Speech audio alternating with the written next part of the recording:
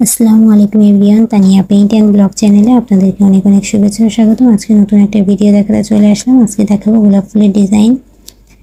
প্রথমে ক্রস ঘর নিব দুইটা। 2 নম্বর লাইনে ডান দিক থেকে 2টা ঘর বাড়াবো, বাম দিক থেকে 2টা ঘর বাড়াবো এবং মাঝখানে 2টা ঘর বসিয়ে মোট ঘর নিব 2 নম্বর লাইনে 6টা। 3 নম্বর লাইনে ডান দিক থেকে একটা ঘর বাড়াবো, বাড়িয়ে 2টা ঘর মাঝখান থেকে গ্যাপ দিয়ে পরপর ঘর নিব 4টা। 3 নম্বর লাইনে গ্যাপ ঘর সহ মোট ঘর হলো 7টা। 4 নম্বর লাইনেও একই হবে, ঘর হবে 7টা। ডান দিক থেকে লেবেল সমান রেখে একটা ঘর হবে, 2টা ঘর গ্যাপ দিয়ে আবার ঘর হবে 4টা। এরপর 5 নম্বর লাইন, ডান দিক থেকে একটা ঘর বাড়িয়ে বাম দিক থেকে লেবেল সমান রেখে ঘর হবে 8টা। এরপর 6 নম্বর লাইন, 6 নম্বর লাইনে ডান দিক থেকে ও বাম দিক থেকে লেবেল সমান রেখে আবারও ঘর হবে 8টা। 7 নম্বর লাইনে ডান দিক থেকে একটা ঘর বাদ যাবে এবং বাম দিক থেকে 2টা ঘর বাদ দিয়ে ঘর হবে 5টা।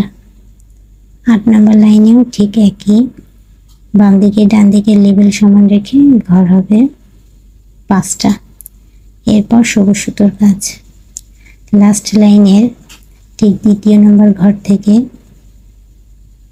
ঘর নিব একটা, তারপরে ঠিক তার নিচ থেকে ডান পাশে একটা ঘর গ্যাপ দিয়ে ঘর নিব একটা, তার বাম পাশ থেকে 3 নম্বর লাইনে ঘর নিব একটা বাড়িয়ে, তার বাম পাশ থেকে আবার একটা ঘর বাড়িয়ে নিলাম।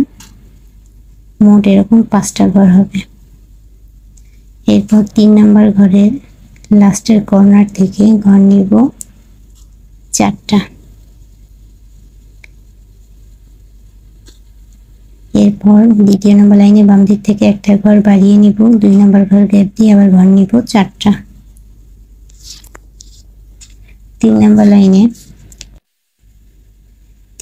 লাইনে গ্যাপ ঘরের পাশে যে একটা ঘর আছে, তাই সে একটা ঘর বাদ দিয়ে ডান দিক থেকে একটা ঘর বাড়াবো, মোট ঘর নিব 4টা এবং তার উপরের লাইনে একটা ঘর করে নিব, একটা ঘর গ্যাপ দিয়ে। সবাই ভালো থাকবেন, ধন্যবাদ।